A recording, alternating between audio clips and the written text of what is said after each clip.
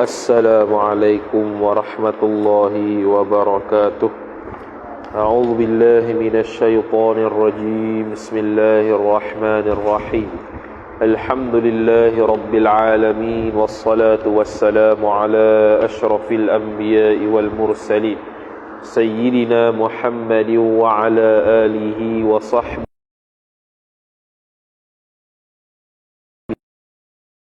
علمتنا إنك أنت العليم الحكيم. ولا حول ولا قوة إلا بالله العلي العظيم. رب اشرح لي صدري ويسر لي أمري واحلل عقدة من لساني يفقه قولي وسدد لساني واهد قلبي بحق نبيك محمد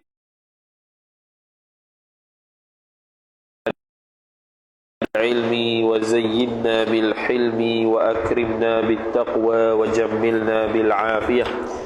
نوينا التعلم والتعليم والتذكر والتذكير والنفع والانتفاع والإفادة والاستفادة والحث على التمسك بكتاب الله وسنة رسوله صلى الله عليه وسلم ودعاء إلى الهدى والدلالة على الخير ابتغاء وجه الله مرضاته وقربه وثوابه سبحانه وتعالى. آمين يا رب العالمين.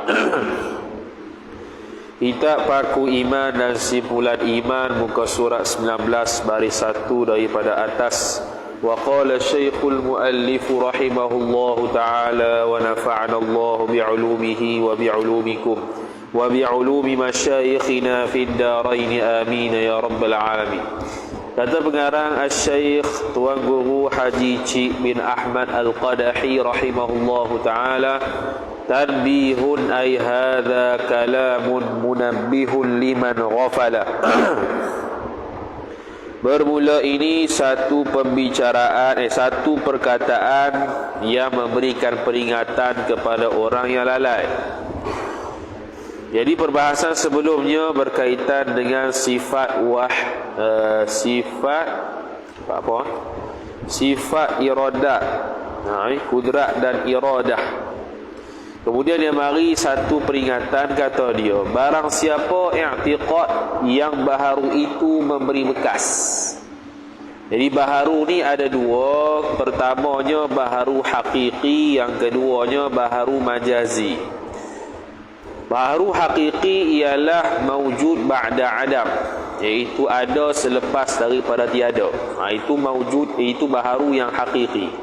Baharu yang majazi pula ialah baharu yang mana taghayyurul hal ila halin akhar, perubahan satu keadaan ke satu keadaan yang lain. Itu pun dia panggil baharu. Jadi baharu hakiki ini kena kepada benda yang ada. Baharu majazi kena kepada benda yang sungguh. Contohnya muda kepada tua, tinggi kepada rendah, rendah kepada tinggi, pendek kepada panjang, panjang kepada pendek. Itu semua dia panggil baharu majazi. Jadi siapa yang i'tiqad baharu ni beri bekah tu dengan tabiatnya, tabiat yang baharu. Artinya boleh memberi bekas. Arti memberi bekas dengan tabiat tu ialah boleh memberi bekas dengan sendirinya yang baru. Ini yang pertama. Benda baru. Contohnya kita kata pisau memberi bekas pada memotong dengan tabiat pisau tu sendiri. Nasi boleh memberi bekas kepada kenyang dengan tabiat nasi itu sendiri. Maka tu dia panggil apa? Dia beri bekas dengan sendirinya, tu tabiat. Dengan sendirinya itu pada menjadikan atau meniadakan. Seperti ia barang siapa i'tiqad nasi yang menjadikan kenyang. Dia kata nasi yang mengenyangkan. Nasi mengenyangkan tu secara tabiat nasi.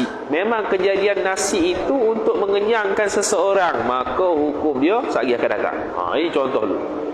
Dan api yang menjadikan hangus. Jadi api yang beri bekas kepada menghanguskan sesuatu. Dia i'tiqad kata kekuatan, bukan kekuatan. Api itu sendiri memang tabiat dia, passion dia boleh menghanguskan. Okey. Dua. Dan pisau yang menjadikan luka. Ni dari sudut tabiat pisau tu sendiri yang boleh memberi bekas melukakan orang atau memberi bekas memotong sesuatu. Dan air yang menjadikan basah. Banyak contoh dia bagi ni.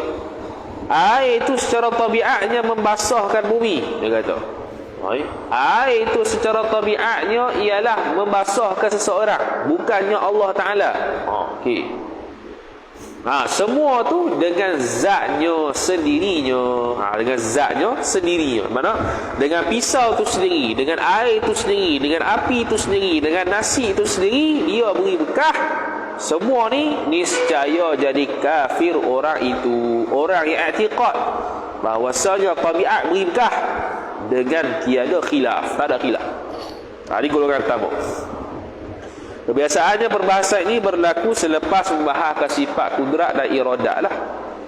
Jadi sekarang ni dia bahas kata orang yang i'tiqad semua hak tadi, nasi, air, pisau, apa-apa contoh lah, dia kata tabiat dia passion beri bekah, maka tu tak ada khilaf kata kafir. Jaga-jaga dia tak berkait dengan Tuhan, tapi dia macam dia nampak zahir tak berkait dengan Tuhan, tapi sebenarnya berkait dengan Tuhan. Kerana kalau kita i'tiqad ada yang beri bekah dengan tabiat, mana seolah-olah Allah Ta'ala ada sekutu, Allah Ta'ala ada syarik dari sudut memberi bekas. Jadi kita wajib i'tiqad tidak ada Tuhan lain selain Allah yang beri bekah.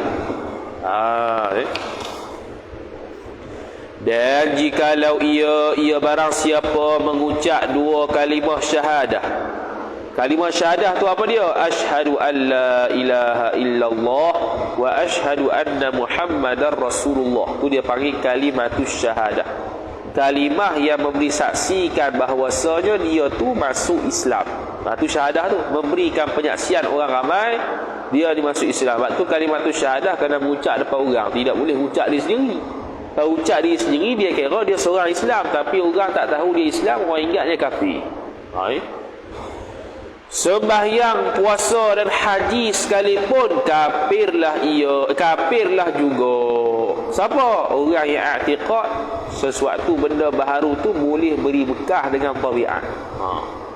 Walaupun ni ghayah ni, dan jika ni ghayah, walaupun dia ucap dua kalimah syahadah, kafir juga, sebab dia i'tiqad air tu yang membasahkan dia.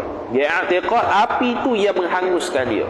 Dia i'tiqad kata makanan tu yang mengenyangkan dia. Dia i'tiqad kata minuman itu yang menghilangkan dahaga. Walaupun dia ucap dua kalimah syahadah, walaupun dia puasa, walaupun dia sembahyang, walaupun haji sekalipun, kafir juga. Tak ada khilaf. Sebab apa kafir? Kerana tiada sah mengucapnya syahadah, dan apa pada mengucap tiada sah sembahyangnya barang siapa, dan puasanya barang siapa, dan hajinya barang siapa. Sebab apa tidak sah? Kerana kafir. Jadi terima tak sembahyang, puasa, haji tak terima sebab kafir. Ni yang takut ni kita pergi umrah, rupanya kita ni kafir, wal'iyadzubillah. Jadi tak sah. Bila kafir, mana nanti kalau masuk Islam ucap syahadah balik wajib qada. Seolah-olah kita tak buat ibadat tu. Semasuk juga korban, sama juga tidak sah. Apa-apa saja amalan kalau kita dah kafir tidak sah. Jadi seolah-olah kita ni murtad. Lepas tu masuk Islam semula wajib qada. Sebab kita seibarat tak sah, tak diterima Allah Ta'ala. Wajib qada. Sekarang ni tahu tak kita ni kena qada ke tidak? Tu kena belajar akidah ni. Bukan setakat fiqh sah batal, bahkan akidah pun membabitkan sah batal fiqh. Kalau dari sudut usul pokok dia, kalau tak sah kafir dan sebagainya, tak sah ibadat dia. Dan kerana sebab apa? Illah, dipanggil illatun ala illatin. Illah atas illah. Kerana menafikan wahdaniyah ni sebab bagi kafir ni. Kerana menafikan wahdaniyah Allah Ta'ala pada af'al, pada perbuatan. Sebab kalau kita i'tiqad kata Allah Ta'ala ada benda lain yang beri bekas secara tabiat, maka secara tidak langsung kita sudah beriktiraf ada benda lain selain Allah yang beri bekas macam Tuhan. Maka kalau begitu, maka dia mencari ataupun dia panggil apa? Tidak mengiktirafkan af'alullah secara wahdaniyah, secara esa. Bukan dia Allah Ta'ala yang buat, ada orang lain lagi, iaitu pisau, air, semua tu secara tabiat. Maka tu kafir, tidak ada khilaf. Tu orang pertama. Noktah. Ni orang kedua pula. Adapun orang yang i'tiqad yang baharu ini memberi bekas dengan kuwah. Kuwah ni kekuatan. Tadi tabiat ni kekuatan pula. Kekuatan ni maknanya Allah memberi kuwah, kekuatan pada air. Kekuatan itu beri bekas, bukan air itu sendiri. Beza tu. Tadi air itu sendiri yang beri bekas, api itu sendiri beri bekas, tajam pada pisau itu sendiri beri bekas. Tapi sekarang ni yang beri bekas bukan benda tu, tapi kekuatan. Kalau kita manusia, kudrat yang Allah beri yang beri bekas. Pisau yang Allah beri kekuatan yang beri bekas potong. Air yang Allah Ta'ala beri kudrat, kekuatan pada dia untuk menghilangkan dahaga. Ni golongan kedua pula. Yang mana Allah Ta'ala jadikan padanya, pada orang itu seperti padanya kejap. Adapun orang yang i'tiqad yang baharu ini memberi bekas dengan kuat, yang kekuatan yang Allah Ta'ala jadikan padanya, pada yang baharu. Seperti ia seorang, barang siapa tadi? Orang tadi i'tiqad nasi memberi bekas, jadi kenyang dengan kuah yang Allah Ta'ala jadikan padanya, pada nasi. Tadi beza. Tadi hak pertama dia kata nasi beri bekas, secara tabiat passion nasi beri bekas untuk kenyang. Itu kafir, tak ada khilaf. Ni yang kedua ni dia kata bukan nasi sendiri yang beri bekas, tetapi kekuatan yang Allah beri kepada nasi, kekuatan itulah yang menyebabkan kita pun kejang. Tu kiaslah lain. Minuman yang Allah Ta'ala beri kekuatan kepada dia lah, dengan sebab itu dia hilang dahaga. Kekuatan yang Allah Ta'ala beri kepada api, dengan sebab itulah dia menghanguskan. Kekuatan yang Allah Ta'ala beri kepada sekian-sekian, ikutlah. Kekuatan yang Allah Ta'ala beri kepada pisau, dengan sebab kekuatan itu dia melukakan dan boleh memotong sesuatu. Ni dia kata mana dia hilang. Maka orang itu, orang yang i'tiqad kategori kedua ni, berdosa besar. Lagi fasiqun, tiada jadi kafir atas qaul yang mu'tamad. Kalau ikutkan asal ada khilaf, kafir ke tidak. Pandangan mu'tamad tak kafir. Ni pandangan mu'tamad lah. Jadi siapa yang i'tiqad begini biasanya iaitu Mu'tazilah. Biasa dia i'tiqad gini, dia fasik. Jadi bila fasik dalam i'tiqad ni, makna sentiasa dia itu dosa sampailah dia berubah balik i'tiqad dia, maka barulah tidak dosa. Jadi dosa dalam i'tiqad bukan dosa kecil, dosa besar. Jadi kalau dia pergi haji ke umrah ke, macam Quran 400 juzuk sekalipun, kalau i'tiqad begini, dosa lebih banyak daripada pahala, dosa dia masuk neraka lah gitu. Maka orang itu berdosa besar, lagi fasik. Kalau ikutkan fasik itu eja fa'ali simqah lah. Fa'ali simqah. Tak apalah ejaan Melayu. Itu bahasa Arab tu fasiqun. Dan kata qil ni dia panggil siratut tamrid. Siratu at-tamrid, iaitu dia panggil macam contoh qila, ruya. Jadi bina fa'il, bina maf'ul. Ruya, qila, hukiya. Ni dia panggil siratut tamrid, makna ni pandangan dhaif. Tapi sebahagian kitab-kitab qila ini dengan makna dia nak sekadar nukis sebahagian ulama. Bukannya qaul dhaif. Yang nak kata qil ni akan datang ni ialah bukan pandangan mu'tamad. Dia kata apa? Kata qil ni jadi kafir juga. Noktah. Ala kuliah kesimpulannya kena elok daripada i'tiqad sedemikian. Bukan mana kalau khilaf fasik kalau khilaf fasik kafir, yang mu'tamad tidak kafir, makna kita boleh i'tiqad tidak. Dia tetap berdosa. Jadi ittifaq sepakat kata dosa belaka, cuma dosa ni adakah sampai tahap kafir ataupun tidak tu khilaf. Kalau yang pandangan pertama dosa sampai tahap kafir, hak tu qil. Pandangan mu'tamad dosa hanya fasik saja, bukannya sampai tahap tidak sah sembahyang, tidak sah haji umrah sebab kafir, bukan. Dan dipahami daripada wahdaniyah Allah Ta'ala itu wajib baharu sekalian alam.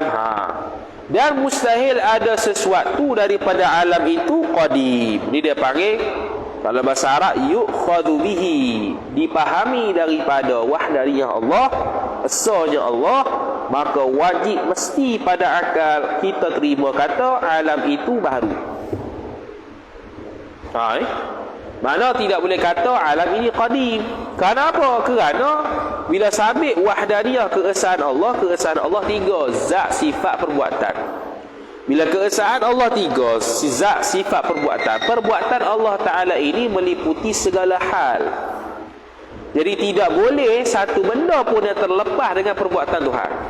Jadi kalau ada satu benda yang terlepas dari perbuatan Tuhan, maka Allah tidak esa lagi. Jadi bila begitu, maka wajib i'tiqad kata baharu alam itu berlaku. Kerana kalau Allah Ta'ala, kalau alam itu bukan baharu, bahkan qadim, maka Allah tidak bercipta dia. Kalau Allah tidak bercipta dia, makna keesaan Allah dari seluruh perbuatan tidak menyeluruh. Ada benda yang boleh dia tu tak cipta, dia terjadi. Itu mustahil. Dan mustahil ada suatu daripada alam itu qadim. Terbaliklah, wajib baru, mustahil qadim, balik selesai. Dan mustahil lawan wahdaniyah, iaitu lawan wahdaniyah itu tiada satu Allah Ta'ala pada zatnya zat Allah, dan pada sifatnya sifat Allah, dan pada segala perbuatannya perbuatan Allah. Ini dia panggil istihalatul mustahil. Mana? Mustahilnya benda mustahil, hatu wajib. Istihalatul mustahilati min jumlatil wajibati, dalam kitab Hasyiah Suhaibi. Istihalatul mustahil sebahagian daripada perkara wajib. Beranak Allah mustahil, tak beranak Allah wajib. Allah Ta'ala memberanakkan sesuatu, itu mustahil. Allah Ta'ala tidak memberanakkan sesuatu, itu wajib. Jadi istihalah itu tidak tu istihalah. Mustahil itu benda yang mustahil lah. Mustahil sini berbilang, tidak berbilang, itu wajib. Itu istihalatul mustahil. Berbilang tu sendiri mustahil. Tidak berbilang wajib. Esa wajib. Jadi Allah Ta'ala tidak boleh dia tu tidak satu ni makna dua orang ke atas. Jadi dua ni dia panggil permulaan bilangan dalam ilmu maqulat asyarah. Start daripada bilangan ni dua, bukan satu. Jadi tidak salah kita kata Allah itu satu. Sebab setengah orang kata tidak boleh kata Allah satu. Maknanya dia tak belajar ilmu maqulat asyarah. Jadi satu di sini bukan bilangan, dua dan ke atas barulah dipanggil bilangan. Maka sebab itu dia kata tidak satu Tuhan itu mustahil. Tidak satu Tuhan pada zat, pada sifat, pada perbuatan, itu mustahil. Bermula dalil wahdaniyah Allah Ta'ala itu baharu alam. Itu dalil ijmali. Kalau nak dalil tafsiri, tengok Ummul Barahin. Itu tafsir lah. Ini baharu alam. Mudah ya. Dia panggil dalil ijmali untuk orang awam. Nama pun paku iman untuk orang awam je lah. Dan firmannya, jadi sekarang ni dia mengutamakan, dia mendahulukan penulisan dalil akli yang ijmali berbanding dalil nakli. Dia kemudiankan dalil nakli. Ada masalah ke? Tak ada masalah. Tidak semestinya mendahulukan dalil akli yang ijmali itu menunjukkan dia itu mengutamakan akal, bukan. Bahkan dalil akli itu untuk menguatkan lagi dalil nakli daripada Al-Quran dan hadis. Dan firman Allah Ta'ala, Qul huwallahu ahad. Artinya bermula ialah Allah itu satu. Jadi terjemahan ini boleh satu-satu bagi Tuhan. Jadi satu sini boleh satu zat, satu sifat, satu perbuatan. Jadi satu sifat tu kena jaga-jaga. Satu sifat dengan banyak, Allah Ta'ala banyak sifat dia tidak terhingga, tapi tiap-tiap satu tu satu. Dan firman Allah Ta'ala, wa ilahukum ilahu wahid, surah Baqarah ayat 163. Arti firman Allah, bermula Tuhan kamu itu Tuhan yang satu. Satu lagi. Okay. Jadi esa, perkataan ESA, esa itu asal pada sa lah, satu. Ini tak salah.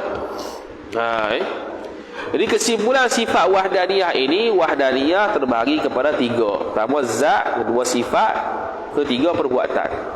Dan sifat wahdaniyah ini dia menafikan 5 kam atas pandangan mu'tamad. Kam muttasil pada zat, kam mufassir pada zat, kam muttasil pada sifat, kam munfasil pada sifat, dan kam munfasil pada perbuatan. Okey. Kam muttasil pada zat dengan makna tidak boleh Allah Ta'ala itu menerima bahagi, sama ada belah ataupun kerat ataupun krisik. Kam munfasil pada pada zat, ternafi ya kam munfasil pada zat dengan makna tidak ada Tuhan lain macam Allah.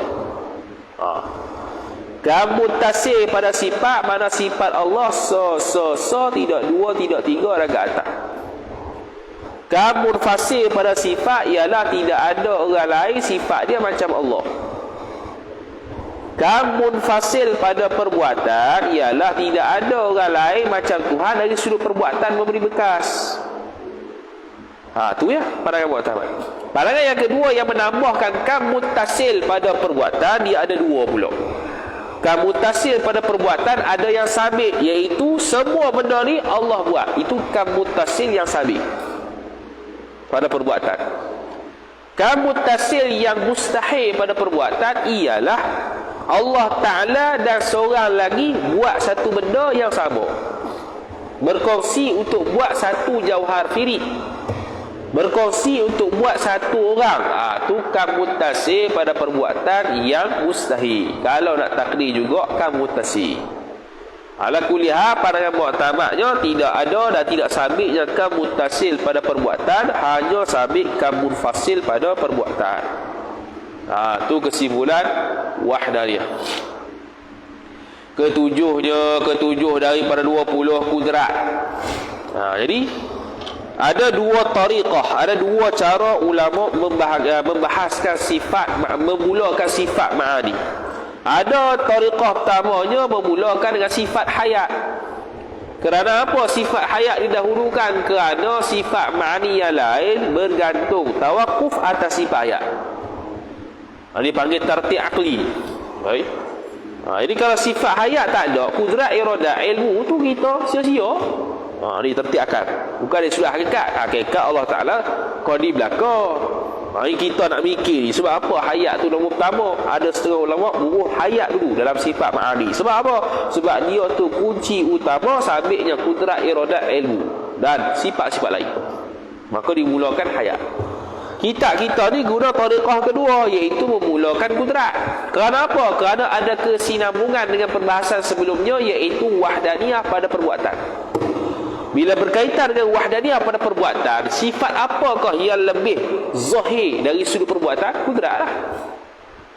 Itu disebut oleh Syekh Nawawi Al-Bantani rahimahullah dalam kitab Fathul Majid Syarah Ad-Durril Farid. Kata muallif rahimahullah, arti kudrat itu wajib bagi Allah Ta'ala. Wajib akal lah.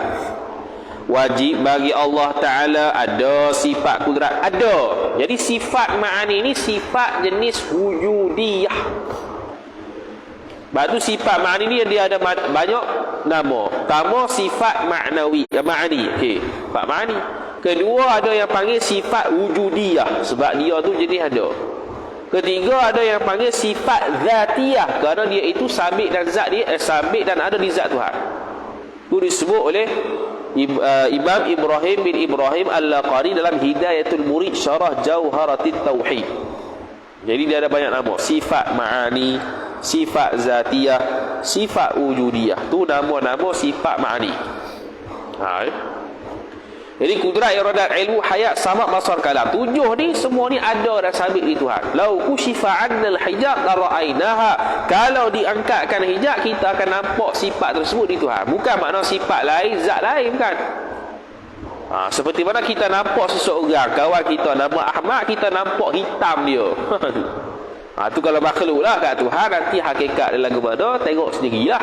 Macam mana kita boleh dapat lihat sifat Allah Ta'ala yang ma'ani itu serta dengan zat dia. Yang berdiri mana ada? Bukan cacang itu. Berdiri pada zatnya, zat Allah Ta'ala. Dia tu passion ada, kudrat tu lagi ada di zat Tuhan. Yang dapat dengan dia dengan kudrat, yang dapat ni dia panggil ta'alluq. Nak bahas ta'alluq sikit. Ta'alluq ni fungsi, tugas, sifat. Ta'alluq ini hanya ada dalam perbahasan sifat ma'ani sahaja, kecuali hayat. Yang dapat dengan dia dengan kudrat itu mengadakan tiap-tiap mungkin dan meniadakan tiap-tiap mungkin atas muafakat iradatnya, iradat Allah Subhanahu wa taala. Jadi kudrat mesti dia buat selari dengan kehendak dia. Tak boleh dia buat kita dalam keadaan Allah tidak kehendak, mustahil. Tidak boleh. Jadi kudrat ini sifat ma'ani. Maka ada sebahagian ulama Jawi kita yang menterjemahkan dengan sebab nak kata itu satu sifat, dia bukan banyak. Sifat ma'ani perkuasa. Dengan sifat perkuasa Allah kuasa. Kuasa tu thamaratus sifah. Dan bila Allah kuasa, Allah berkuasa membuat makhluk, itu ta'alluq. Terjemahan ma'ani berkuasa, terjemahan thamaratus sifah kuasa, terjemahan ta'alluq berkuasa. Beza. Kalau nak kata tu satu sifat, itu berkuasa. Dah hasil dia apa? Hasil dia lah thamaratus sifah, hasil pada Allah berkuasa, Allah kuasa. Allah kuasa buat apa? Dia bagi ta'alluq. Allah berkuasa mencipta sesuatu.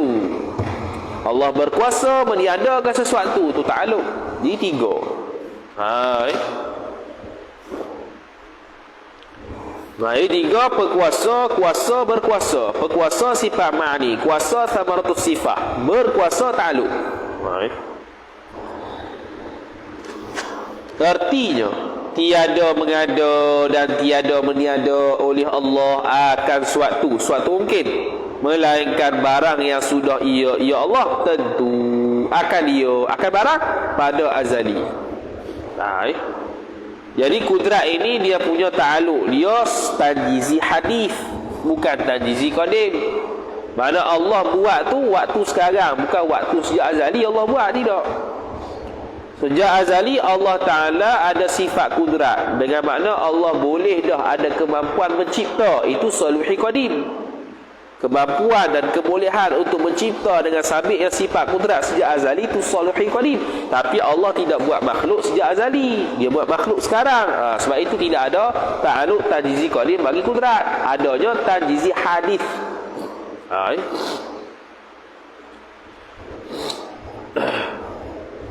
Dan mustahil lawannya, lawan kudrat itu lemah. Lemah lah. Kudrat lawan lemah. Bermula dalilnya, dalil kudrat itu baharu alam. Sama. Dalil ijmali, mudah. Sangat-sangat mudah. Baharu alam, yang dalilnya ialah alam. Baharu tu jihatul dalil. Baharu tu jihatul dalil. Sebab apa kita pilih alam? Sebab dia baharu. Sebab apa pilih alam? Sebab dia mungkin. Sebab apa pilih alam? Sebab dia baharu dan mungkin. Itu sebab. Dalilnya alamnya. Baharu mungkin tu, itu jihatul dalil. Jadi jihatul dalil tak wajib. Itu bukan fardu ain. Yang fardu ain alam. Yang jihatul dalil tu fardu kifayah. Kalau tahu lagi baik. Dan firman Allah Ta'ala, wa huwa ala kulli syai'in qadir. Surah Al-Ma'idah ayat 12. Arti firman Allah, dan iaitu Allah Ta'ala atas tiap-tiap suatu perkara maha kuasa memperbuatnya tiap-tiap perkara yang ia Allah kehendak. Yang ia Allah kehendak ni, itu tafsir tu. Mana dalam Al-Quran tafsir tu. Dan ayat ini dia kata Allah Ta'ala tiap-tiap suatu perkara maha kuasa, yakni hanya perkara mungkinat saja, bukan perkara mustahilat, bukan perkara wajibat. Jadi kena takdir perkara bahaya tiap-tiap suatu perkara yakni mungkinat sahaja, bukan wajibat, bukan mustahilat. Kerana Allah Ta'ala tidak ada tugas pada kudratnya untuk buat benda mustahil. Maka kita boleh jawab soalan, kalau orang tanya Allah Ta'ala boleh cipta tak Tuhan lain, Allah Ta'ala boleh tak cipta satu batu yang dia sendiri tak boleh angkat? Itu mustahil. Jadi Allah Ta'ala tugas kudrat dia bukan untuk buat benda mustahil. Dah tu lemah Tuhan, tak boleh panggil lemah. Kerana sya'nul kudrati, keadaan kudrat itu bukan buat benda mustahil. Jadi tak boleh panggil lemah. Yang boleh panggil lemah ialah kalaulah keadaan kudrat itu memang passion dia buat benda harus, tiba-tiba tak boleh buat, itu baru lemah. Macam kita tak dipanggil lemah terbang, sebab kita passion dia bukan terbang, passion kita berjalan lari. Jadi kalau kita tak boleh berlari dan juga berjalan, baru panggil lemah. Dan kedelapan daripada 20 iradah. Sama juga iradah tu terjemahan daripada ma'ani itu kehendak. Samaratus sifahnya kehendak, ta'alluqnya berkehendak. Sama. Allah Ta'ala bersifat dengan sifat berkehendak, hasilnya, kesannya ialah Allah boleh kehendak. Allah kehendak apa? Allah berkehendak untuk adakan seseorang. Jadi ber ni imbuhan yang menunjukkan ta'addi. Muta'addi, mesti berhajat pada maf'ulun bih. Tu hebat Melayu. Artinya arti iradat, dia bukan arti ni maksud. Kalau arti ni mana terjemah je. Artinya arti iradat kehendak contohnya. Ini maksud lalu. Wajib bagi Allah, ini wajib pada akal bagi Allah itu ada sifat iradat. Ada, makna dia tu sifat wujudiyah, sifat zatiyah, sifat ma'ani. Artinya arti iradat kehendak. Ni dia panggil terjemahan tasamuh. Dia ada terjemahan istilahi, terjemahan tasamuh. Terjemahan tasamuh kehendak, kuasa tu terjemah bagi mudah.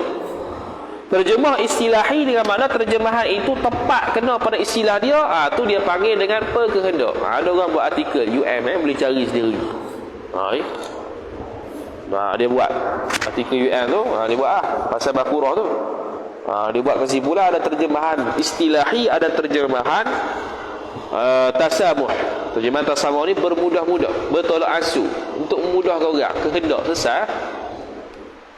Yakni berlaku tiap-tiap suatu itu dengan sengajanya Allah, dengan kehendak lah, yang berdiri, yang ada sifat iradat itu pada zatnya, zat Allah Subhanahu wa ta'ala, yang menentu ia Allah dengan iradatnya. Jadi menentu tu berkehendak tu, menentu tu ta'aluk, menentu dengan iradatnya Allah pada azali akan mungkinat.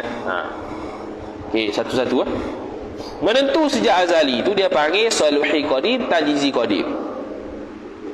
Saluhi qadim dengan mana apa? Dengan mana Allah sedia kala lagi boleh kehendak kita ada, boleh kehendak kita tak ada. Saluhi lah, boleh.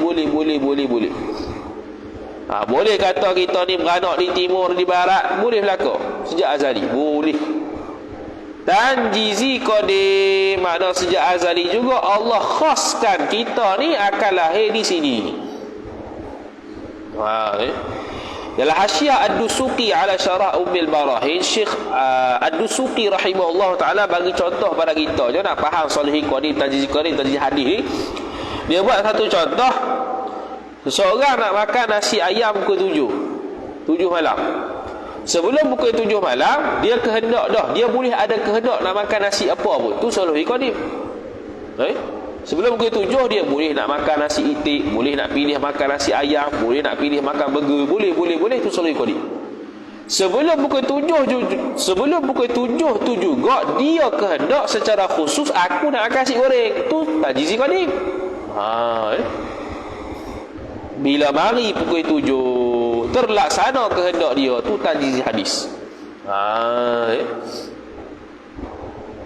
Itu dia panggil al-mithalu li taqribil fahmi. Contoh-contoh ni untuk mendekatkan faham, bukan makna kena begitu sungguh Allah Taala tak kaitkan masa. Habis tu kemudian kata mu'allif rahimahullahu taala, benda tu pada azali. Tu azali akan mungkinat yang berlawanan. Dia panggil al-mungkinatu al-mutaqabilatu. Perkara mungkin yang berlawanan. Contoh ada tiada, panjang pendek, gemuk kurus, putih hitam merah. Berlawanan tu. Allah Ta'ala boleh tetapkan kita ada tak? Boleh. Tiada? Boleh juga. Allah Ta'ala boleh tetapkan kita tinggi? Boleh. Pendek? Boleh juga. Allah Ta'ala boleh tetapkan kita gemuk? Boleh. Kurus pun boleh juga. Itu berlawanan. Kurus, gemuk berlawanan. Ada tiada berlawanan.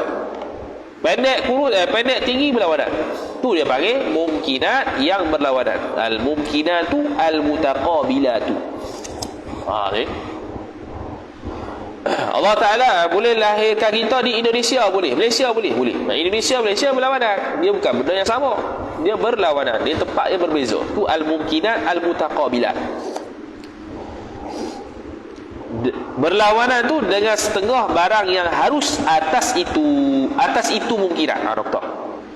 Dengan setengah barang dia kata Allah Ta'ala menentui ya Allah dengan iradatnya ya Allah pada azali akan mungkinat yang berlawanan dengan setengah barang yang harus atas itu mungkinat. Barang yang mungkinat yang berlawanan. Mana? Ada tiada. Mana Allah boleh berkehendak kita ni ada, Allah boleh kehendak kita ni tiada. Allah boleh kehendak kita ni tinggi, Allah Ta'ala boleh kehendak kita ni pendek. Allah Ta'ala boleh kehendak kita ni gemuk, Allah Ta'ala boleh kehendak kita ni kurus. Kemudian Allah khususkan sebahagiannya. Allah Ta'ala nakkan kita ni ada, maka ternafi tiada. Allah nakkan kita ni gemuk, maka ternafi kurus. Itu tajizi qadim tu. Tadi soluhi. Ini tajizi. Allah tetapkan kita beranak di Malaysia, maka ternafi beranak di Indonesia. Allah Ta'ala menetapkan kita ni tidur dah.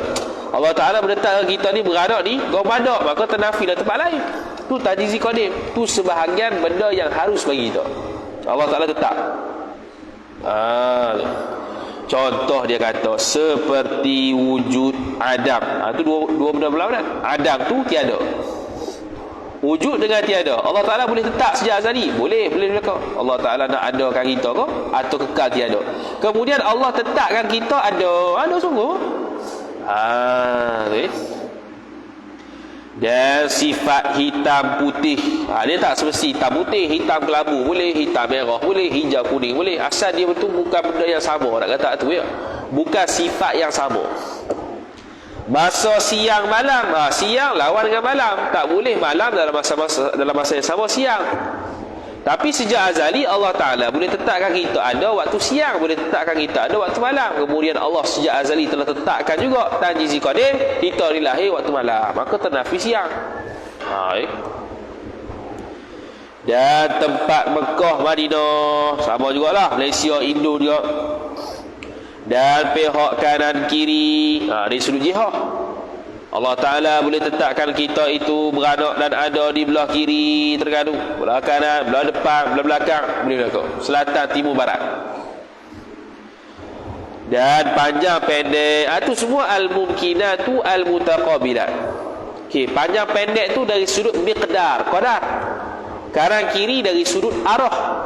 Mekah Madinah dari sudut tempat. Siang malam dari sudut masa. Hitam putih dari sudut sifat. Wujud Adam dari sudut kewujudan. Tu mungkinat mutaqabilat. Jadi ada 6. Dari sudut kewujudan, dari sudut sifat, dari sudut masa, dari sudut tempat, dari sudut arah, dan dari sudut miqdar, kadar. Panjang pendek, kurus gemuk. Miqdar, ukuran, saiz. Tu. maka ditentukan salah satu. Bila ditentukan salah satu ni tanjizi qadim. Khusus Allah tetap dah sejak azali begitu. Berlawanan itu, satu yang berlawanan itu, mana? Berlawanan itu Adam dengan tiada, Adam dengan wujud. Mana Allah telah tetap salah satu? Ada. Maka ternafi tiada. Allah Ta'ala tetapkan kita gemuk, ternafi kurus.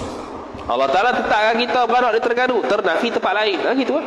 Sejak azali lagi. Rezeki Allah Ta'ala tetap sejak azali lagi. Ini risau benda rezeki, tak patut dirisaukan. Sebab tu Imam Asy-Syarqawi rahimahullahu ta'ala sebut dalam kitab Hasyiah dia, tidak perlu dikhawatiri oleh orang yang menuntut ilmu, tidak perlu khawatir rezeki dia. Rezeki dia telah jamin. Doktor situ, tinggal kita lah. Tahu dah ayat tu, tapi berasa lain juga. Lain cerita tu. Sebab apa dia buat peringatan begitu? Supaya penuntut ilmu tu belajar tidak ingat kerja. Sebab tu boleh dapat zakat.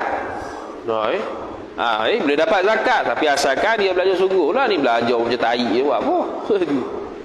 Sebab tu dia dapat zakat. Dan mustahil lawan iradat, iaitu lawan itu benci. Benci ni luar ni, benci dengan makna tergagah ke, tak mahu kehendak ke, alpa ke, tersilap ke. Masuk sekali lah bawah makna benci tu. Artinya arti benci menjadikan oleh Allah akan suatu dengan tiada kehendaknya, ya Allah buat tapi tak kehendak nak buat, terjadi. Mustahil. Seperti menjadikan suatu dengan terpaksa. Bila kata terpaksa lagi mustahil, kerana ada seolah-olah ada yang memaksa Tuhan untuk buat benda tu. Allah tak mau buat, orang paksa buat Muhammad tu, Allah pun buat, itu mustahil. Atau dengan lupa dia panggil sahwun, lupa. Atau dengan tersilap ni lalai, ghaflah. Itu semua lawan bagi iradat. Silap ni biasanya ghalab lah, ghalab. Tu yang lepas pada tu lalai, tu ghaflah. Atau dengan lalai. Lupa sahwun, tersilap ghalab, lalai ghaflah.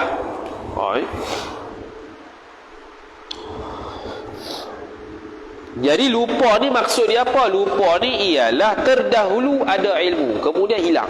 Tu lupa. Dulu tahu, lepas tu tak tahu. Lupa. Kalau lalai ni tak syarat terdahulu ilmu. Sama ada dia dulu tahu ke, tak tahu ke, sekarang ni lalai dia panggil. Beza dengan lupa. Lupa ni terdahulu ilmu, makna dulu dia tahu, sekarang hilang. Lalai ni tak kisah, dia dulu tahu ke, tak tahu ke, sekarang ni hilang. Tu lalai. Atau dengan illah, dia bagi illah maklul pula. Dia bagi illah maklul. Apa tu? Terpaksa, lupa, tersilap, lalai. Hak ni menafikan ta'aluk iradat Tuhan. Hak ni menafikan ta'aluk iradat Tuhan, bukan menafikan iradat Tuhan. Beza. Selagi akan datang illah maklul dengan tabiat, itu menafikan diri iradat Tuhan. Kalau tersilap, terpaksa, lupa tu, itu menafikan ta'aluk iradat Tuhan. Menafikan ta'aluk iradat Tuhan. Mana seolah-olah Allah Ta'ala tu Allah Ta'ala tu tak berkehendak pun buat dia tiba-tiba terjadi. Dengan sebab apa? Tersilap, terlupa, lalai, terpaksa. Tapi kalau illah maklul ataupun tabiat tadi, kita akan bahas akan datang dua benda ni. Ini dua benda ni menafikan iradat Allah terus. Macam mana kita nak faham tu? Okey, dia kata arti illah dengan sebab. Illah tu sebab lah. Seperti i'tiqad satu bangsa kafir ululiyah. Set-set illah lah ululiyah ni, set-set illah, iaitu puak kafir pasapah ni. Mereka kata jadi alam ini dengan illah, iaitu dengan illah sebab ada Tuhan, maka ada alam dengan tiada kehendak Tuhan. Doktor, ni Allah ada, confirm makhluk ada, tu illah maklul. Jadi kalau kata Allah ada, confirm makhluk ada, makna tak perlu pada kehendak Allah. Dia menafikan terus iradat Allah. Itu tak betul. Dia bukan menafikan ta'aluk iradat Tuhan. Dia dia menghapuskan ataupun delete ataupun menghapuskan, menafikan iradat Allah kalau kita sabitkan illah faham. Jadi gerak jari, gerak cincin. Jadi Ahlus Sunnah wal Jamaah, gerak jari Allah Ta'ala, gerak cincin Allah Ta'ala juga. Dan kita usaha ikhtiar. Usaha ikhtiar. Kita hanya usaha gerak jari dan usaha gerak cincin kalau iradat Tuhan. Ini bagi.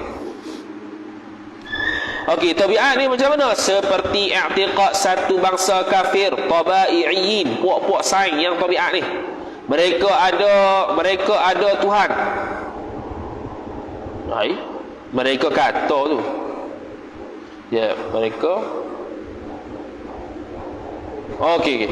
Mereka berkata lah tu. Mereka berkata ada Tuhan maka ada alam. Gitu. Mereka berkata ada Tuhan maka ada alam dengan tiada kehendak Tuhan, tetapi kena ada syarat. Tabiat ni beza dengan ilah maklum, ialah tabiat ni kena ada syarat ternafi manik. Contohnya ialah kita ni nak bakar sesuatu, terjadinya bakar tersebut dengan syarat dia dekatkan api dengan ketah dan dengan ternafi penghalang manik, iaitu ketah tu basah. Kalau ketah tu tak basah, dekatnya api dengan ketah, maka terbakar dah. Maka itu dia panggil tabiat. Tu contoh tabiat. Kita ada sunnah ni dah, yang bakar tu Allah Ta'ala. Tu hanya usaha ikhtiar. Kalau tak dekat pun boleh terbakar juga. Dan kalau basah pun boleh terbakar juga. Tu kalau ada sunnah. Harus pada akal belaka. Jadi dia kata, contoh dia kata, tetapi kena ada syarat, iaitu syarat kena ada Tuhan, itu sifat ketuhanan. Dia kata ada Allah, ada alam dengan secara tabiat. Maksud dia mesti sabit satu syarat. Mana? Allah itu mesti ada sifat ketuhanan. Dan jangan ada manik. Arti jangan ada manik, jangan ada yang menegahnya, yang menegah Allah Subhanahu wa taala tadi. Iaitu apa yang manik tu? Jangan ada yang menyengutui Tuhan. Noktah. Kesimpulannya ilah maklul, ada Allah, ada Tuhan tanpa perlu tengok pada syarat dan ternafi manik. Kalau tabiat dengan makna ada Allah, ada makhluk dengan syarat Allah itu ada sifat ketuhanan dan ternafinya ada orang sekutu Allah yang lain, barulah terjadi ada Allah, ada alam dengan secara tabiat. Tapi dua-dua tu tak betul belaka lah. Dua-dua itu akan menafikan iradat Allah Ta'ala. Sebab tu tak betul. Dan seperti api menjadi hangus suatu dengan tabiatnya api dengan syarat bersentuhan dan jangan ada manik, iaitu manik basah. Noktah. Macam tadi kita buat contoh. Contoh lain lagi tabiat ni, iaitu pisau itu boleh memotong buah dengan syarat pisau itu tajam. Dan ternafinya buah itu keras, contohlah. Maka bolehlah potonglah pisau tersebut dengan tabiat. Itu contoh tabiat. Kiahlah lain. Yang mana tabiat ni mesti sabit syarat dan ternafi penghalang. Ilah maklum tak ada kait dengan syarat ternafi penghalang. Tu je.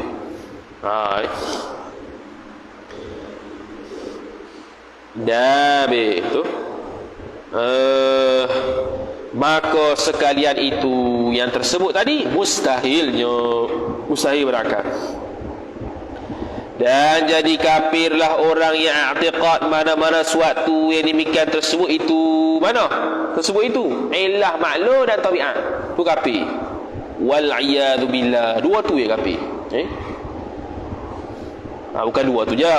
Sekarang ni i'tiqad mana-mana suatu yang demikian. Demikian mana?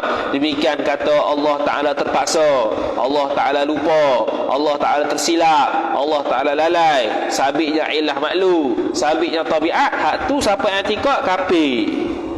Sebab tu dia mari sirah doa wal iyadha billah. Boleh baca dua, wal iyadhu billah, wal iyadha billah. Kalau wal iyadhu mubtada, billah sabit Khabar bagi mubtada mahzuf, taqdiruhu sabitun billah jar majrur. Ni bermula dalil wajib ada iradat bagi Allah itu baharu alam. Mudah tu. Tu dalil ijmali.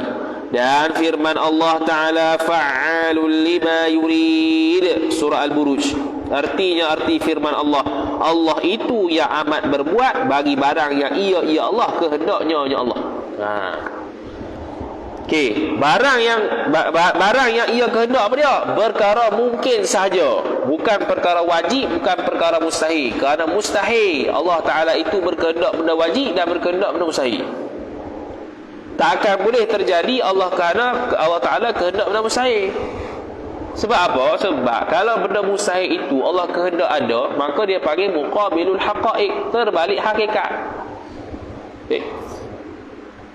Allah Ta'ala tak boleh ada sekutu, mustahil. Tiba-tiba Allah kehendak ada sekutu. Jadi kita boleh persoal balik, dah sekutu Tuhan ni harus ke mustahil? Kita kata mustahil, tiba-tiba Allah boleh kehendak, mana dia harus lah. Dia boleh ada, boleh tiada. Kesembilan daripada 20 ilmu. Macam tadi juga, ilmu terjemahan ma'aninya pengetahuan. Samaratus sifah kesannya tahu. Ta'alluqnya mengetahui. Itu kan? Sama Artinya arti ilmu wajib bagi Allah Ta'ala, yakni pada akal ada. Maknanya ni sifat wujudiyah. Ilmu ni sifat zatiyah. Ilmu ni sifat ma'ani. Dia tu jenis ada. Lagi pula berdiri apa tadi? Sifat ilmu zatiyah. Mengetahui apa tadi? Bagi Allah ada sifat ilmu. Artinya arti wajib bagi Allah ada sifat ilmu ialah mengetahui. Dia kata terjemah mengetahui. Ini terjemahan tasamuh. Mengetahui itu ta'alluq. Kita belajar sifat ma'ani, sifat wahdaniyah, satu sifat. Allah Ta'ala ada satu ilmu. Kalau kita terjemah ilmu dengan mana mengetahui, kita pergi balik kepada sifat wahdaniyah, seolah-olah kita kata Allah Ta'ala ada satu benda yang mengetahui. Bahaya gitu. Allah Ta'ala ada satu pengetahuan, dengan satu pengetahuan banyak benda Allah mengetahui. Itu ta'alluq banyak, satu sifat. Allah kuasa banyak, satu berkuasa. Allah kehendak banyak, satu berkehendak. Satu-satu itulah wahdaniyah pada sifat tu. Yang berdiri ia ilmu. Berdiri mana ada? Pada zat Allah Subhanahu wa ta'ala. Yang nyata ia Allah. Nyata sini ialah nama ta'alluq dia, itu inkishaf. Lupa ta'alluq kudrat namanya ialah ta'thir, memberi bekas. Ta'alluq ke iradat ada dua. Ada ulama kata ta'thir, memberi bekas juga. Ada yang kata takhsis, menentukan. Mana-mana boleh ya. Hak ilmu ni pula ta'alluq dia nama dia inkishaf, nyata. Ni nyata. Allah Ta'ala mengetahui Rasul, yakni nyata di sifat pengetahuan Allah Rasul. Allah Ta'ala mengetahui Muhammad, yakni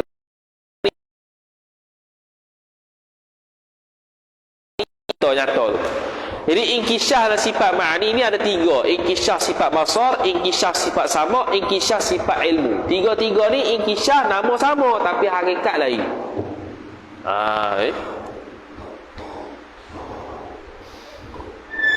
Artinya yang nyata ia Allah dengan ilmunya, ilmu Allah akan segala perkara. Tu maf'ul bih bagi nyata. Akan segala perkara atas barang yang ia. Nombor dua. Ini biasa lagi tak Bidayah Hidayah pun ada sebut kok. Biasa ya.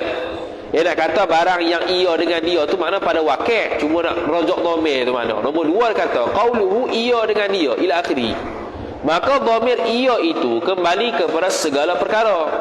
Dhamir itulah ia tu makna ia segala perkara. Dan dengan dia mana? Itu kembali kepada barang yang. Situ. Jadi gini ya. Perkara atas barang yang ia segala perkara. Dengan dia, dengan barang. Begitu.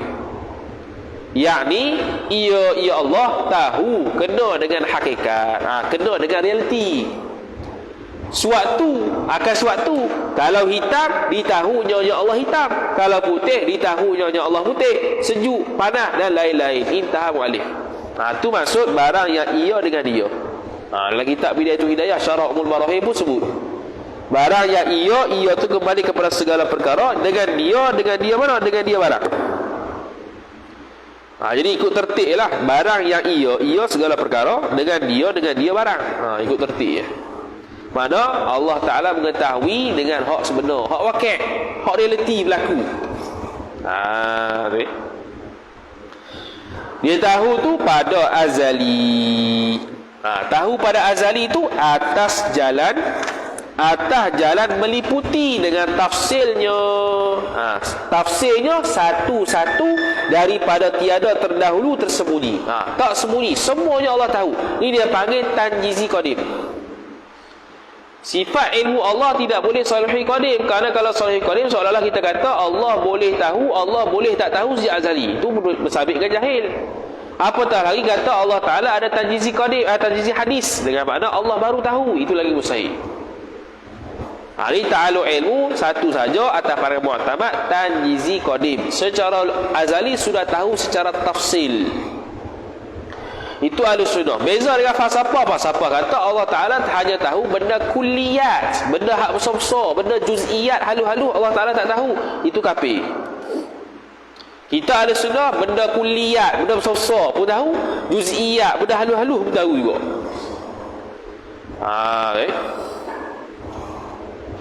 Apa tu? Allah Ta'ala mengetahui tak benda yang tak ada terhingga? Allah Ta'ala mengetahui tak sesuatu benda tu yang benda-benda tu tak ada hingga? Itu persoalan yang ketiga, yang seterusnya. Jawapan dia ada dua. Pandangan mu'tamadnya ialah Allah Ta'ala mengetahui secara tafsil benda yang tak ada terhingga. Dah macam mana benda Allah Ta'ala tahu benda yang tak ada terhingga? Sedangkan kalau kita kata Allah Ta'ala tahu secara terperinci benda yang tak terhingga, maknanya terhingga lah. Kok mana boleh fikir? Jadi sekarang ni para mu'tamad kata Allah Ta'ala mengetahui juga secara terperinci benda yang tak terhingga, walaupun tak boleh nak dipikir oleh akal. Dalam kitab Asyadul Suki tak boleh nak fikir macam mana seorang tu boleh tahu benda secara tafsir, benda yang tak terhingga. Kalau ikutkan tahu secara tafsir, mestilah dia tu terhingga. Mana boleh tak terhingga? Ni Allah tahu juga tak terhingga tu. Itu tak boleh nak fikir akal. Itu tidak boleh fikir akal. Habis. Maka mengetahui Allah Ta'ala wallahu a'lam. Ada soalan? Esok pula. Ada soalan?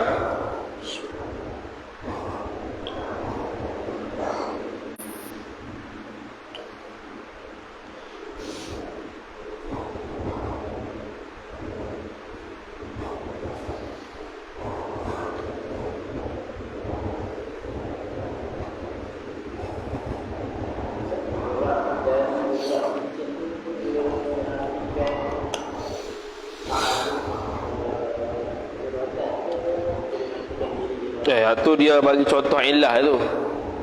Dia bagi contoh illah. Apa contoh illah lain selain pada ada Allah ada alam? Contohnya ialah gerak jari, gerak cincin. Pada sudut i'tiqad, kita ni ahli sunnah, gerak jari pun Allah gerakkan, cincin pun Allah gerakkan. Kita usaha ikhtiar. Atau ahli sunnah. Beza dengan siapa tu? Siapa tu? Gerak jari ataupun Mu'tazilah. Mu'tazilah kata kita yang gerak jari sebab Allah Ta'ala telah beri kudrat pada kita. Kita gerak jari. Dan gerak cincin tu tawallud, hasil daripada gerak cincin. Macam bola kita tendang. Mu'tazilah kata kita tendang tu kita yang beri bekas, sebab kita ada kudrat Allah beri. Bola tu hasil lepas pada tu dia panggil tawallud. Itu bukan perbuatan Tuhan, itu tawallud dia panggil. Kesan daripada tendangan kita. Tu Mu'tazilah. Kita tendang bola, Allah bagi kudrat. Kita yang tendang tu Allah Ta'ala juga beri bekas. Yang bola berpusing sampai ke tiang gol pun Allah buat juga. Tu ada sunnah.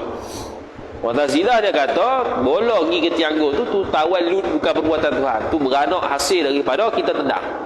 Dan kita tendang tu pula yang beri bekah kita, sebab kita ada kudrat. Allah Ta'ala beri kudrat, kita beri bekah. Tu Mu'tazilah. Ada sunnah sedang, ada sunnah semua Allah Ta'ala buat hakikat dia, cuma kita usaha ikhtiar. Selesai. Apa-apa berlaku, macam dia contoh itu, lambung ke atas benda. Kita hak lambung, yang kita angkat tangan Allah buat, yang lambung tu pun Allah buat, dia jatuh balik pun Allah buat. Beza Mu'tazilah kita lambung sebab kita ada kudrat, Allah Ta'ala beri. Kemudian kesan daripada lambungan tadi ni atas dan ke bawah tu bukan perbuatan Tuhan, itu tawallud, kesan daripada kita lempar. Dia dalam bahasa Inggeris apa dia, orang tak ingat tu, fizik. Dia panggil kesan daripada friction apa dia tau. Dia ada nama tu, cuma tak ingat. Tu dia panggil dalam bahasa Arab tawallud. Jadi kesan daripada perbuatan sesuatu menjadikan dia tu berlaku. Jadi ahli sunnah semua tu Allah belaka buat, bukannya kita. Dan bukannya Allah Ta'ala tak buat, dia jadi sendiri, bukan. Tawallud tu jadi sendirilah, jadi sendiri hasil kesan daripada perbuatan sebelumnya, iaitu tendang. Perbuatan sebelumnya iaitu lempar. Tu contoh. Bila kita lempar dan benda tu bergolek sendiri tu tawallud, kata Mu'tazilah, bukannya Allah buat. Kita balik ni pun kita punya kudrat, bukan Allah buat. Allah dah beri dah kudrat, kita lah buat. Mu'tazilah. Ada sunnah, yang balik itu Allah hakikat dia, kita hanya usaha ikhtiar. Kemudian dia golek pula ke tianggur, dia golek pula benda tu, itu pun Allah buat, bukannya terjadi sendiri. Tawallud dia terjadi sendiri, hasil kesan daripada perbuatan sebelumnya. Itu bukan ahli sunnah lah.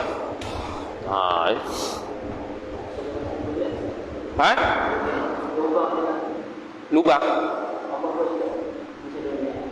apa? Donat. Tu lubang. Lubang adakah Allah Ta'ala jadikan? Kudrat dia ta'aluk dia perkara mungkinat yang mawjud. Perkara mungkinat, perkara harus pada akal yang mawjudat, yang ada.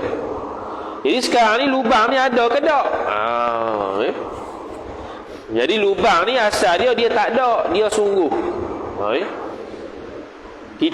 Contoh kita korek lubang, kita bukan korek lubang ni, kita korek tanah. Korek lubang tu sebab iktibar ma yakun, benda yang akan datang akan jadi lubang. Lepas tu kita kata korek lubang. Macam kita kata saya bancuh kopi. Saya bukan bancuh kopi, saya bancuh serbuk dia, baru jadi kopi. Kalau bancuh kopi, tak payah bancuh lah. Tak jadi kopi lah. Kita cakap iktibar ma yakun, akan datang jadi kopi. Jadi kita pun sebut aku bancuh kopi. Sama juga aku korek tanah. Aku korek lubang. Bukan korek lubang, korek tanah sebenarnya. Tapi kita sedang berkehendak untuk buat lubang. Dan lubang tu bukan ada, kita korek dia sampai berbentuk lubang. Jadi amru i'tibari ni tak terlepas daripada iradat Allah, tapi dari sudut kudrat hanya buat benda ada. Jadi kalau itu dari sudut pandangan mu'tamad. Walau bagaimanapun ada pandangan kedua yang mengatakan termasuk juga ta'aluk kudrat Tuhan amru i'tibari, kerana takut beri waham ke orang. Takut orang faham, Allah Ta'ala tak buat pula tu. Dia Allah tak boleh buat. Payah juga itu. Itulah kitab Fathul Majid sebut khilaf pandangan mu'tamad memang Allah Ta'ala hanya buat benda mawjudat sahaja.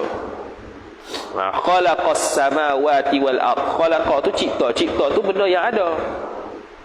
Allah Ta'ala tidak mencipta benda yang sungguh, tak ada istilah cipta benda sungguh, tak ada. Cipta tu mesti ada.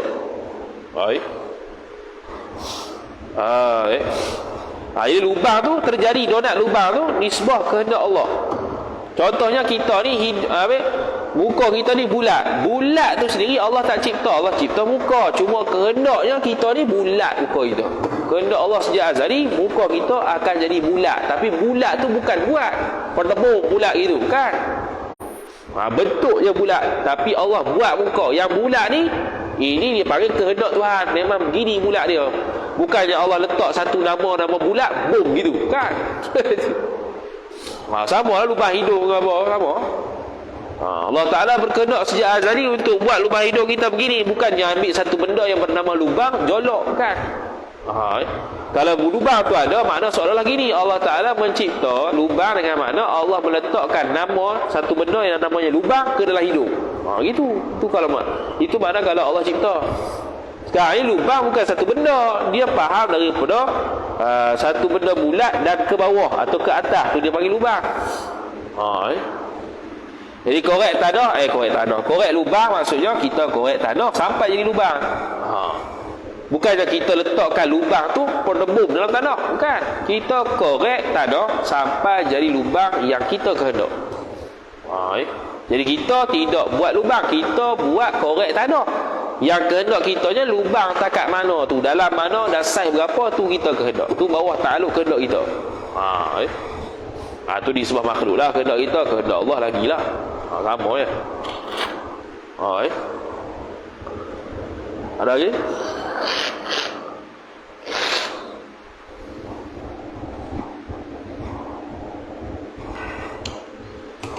Okey, tak nak? Wallahu a'lam. A'udzu billahi a'udzu billahi minasyaitonir rajim. Bismillahirrahmanirrahim. Alhamdulillahi rabbil alamin wassalatu wassalamu ala asyrafil anbiya'i wal mursalin. Sayyidina Muhammad wa ala alihi wa sahbihi ajma'in. Allahumma zidna ilma warzuqna fahma. Allahumma zidna ilma warzuqna fahma. Allahumma zidna ilma warzuqna fahma. Wa sallallahu ala sayyidina Muhammad وعلى آله وصحبه وبارك وسلم والحمد لله رب العالمين والسلام عليكم ورحمة الله وبركاته.